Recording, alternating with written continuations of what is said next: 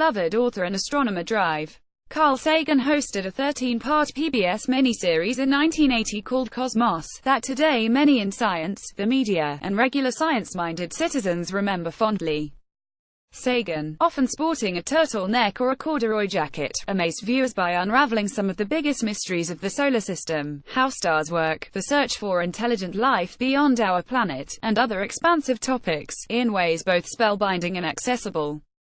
Hey Bill Nye, what's your fondest memory of Carl Sagan? Sagan today still holds an illustrious cult status the world over and has been an inspiration to such people as Neil deGrasse Tyson, Family Guy's Seth MacFarlane, and British physicists Brian Cox and Maggie Adarin Pocock. Science journalists in particular hold the show in high reverence, even referring to Sagan's monologues as poetry. As such, a website called Twitch is allowing you to consume the entire miniseries for free in marathon form on its website. To celebrate such a tremendous event, here are 7 things you need to know about Carl Sagan's Cosmos. Credit NASA. 1. Several episodes show a famous photo of Earth with Africa in the upper left. That's the blue marble photo Apollo 7 astronauts snapped off in 1972. They shot it while traveling toward the moon. For nearly 3 decades, it stood as one of the only sunlit pictures of our planet. Viking landing model. Credit NASA DPL. 2. Though mostly known for his work on Cosmos Drive, Sagan had lots of scientific chops of his own. He worked on several NASA missions including the Viking missions, which explored Mars. He was even a strong supporter of the SETI Institute, a global initiative on the forefront of the search for intelligent life elsewhere in the universe. Credit YouTube. 3. In the Cosmic Calendar episode, the entirety of the world's existence is outlined using calendar dates. The Big Bang occurs on January 1st, life on Earth arrives on September the 25th, trees and reptiles come on the scene on December 23rd, and finally in the last few minutes, humans pop up. The written record only comes along in the last 10 seconds of the calendar. Talk about putting our species and place in the universe into perspective. Bill Nye speaks at a celebration of Carl Sagan. November 12, 2013 in Washington, D.C. Credit Getty Images. 4. The series is known for some great quotes including, "Up there in the immensity of the cosmos, an inescapable perception awaits us. National boundaries are not evident when we view the Earth from space. Fanatical ethnic, religious, or national chauvinisms are a little difficult to maintain when we see our planet as a fragile blue crescent fading to become an inconspicuous point of light against the bastion and citadel of the stars."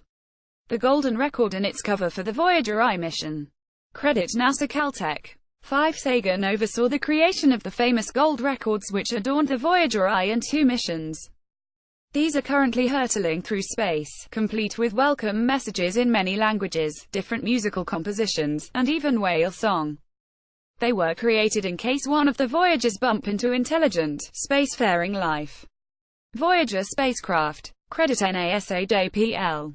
6. The filming of the series took a year. It had some of the most impressive special effects for any documentary series before or since. The production team traveled to many different locations in countries such as Egypt, Mexico, India, Cambodia, Italy, and France.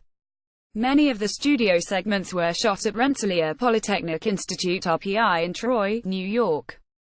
There, the students made several of the items used in the show, including a model of a Mars rover.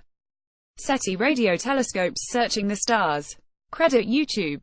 7. Another of Sagan's incredible quotes: "There are some 100 billion galaxies, each with, on the average, 100 billion stars. 1011 by 1011 1022, 10 billion trillion.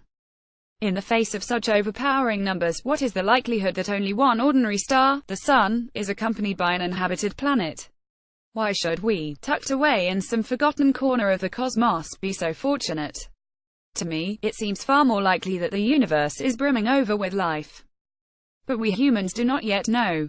We are just beginning our explorations. From 8 billion light-years away we are hard-pressed to find even the cluster in which our Milky Way galaxy is embedded, much less the Sun or the Earth.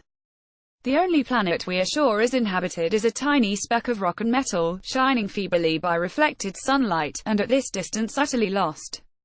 Watch the Cosmos Marathon here. To hear Mr. Sagan speak for himself, click here.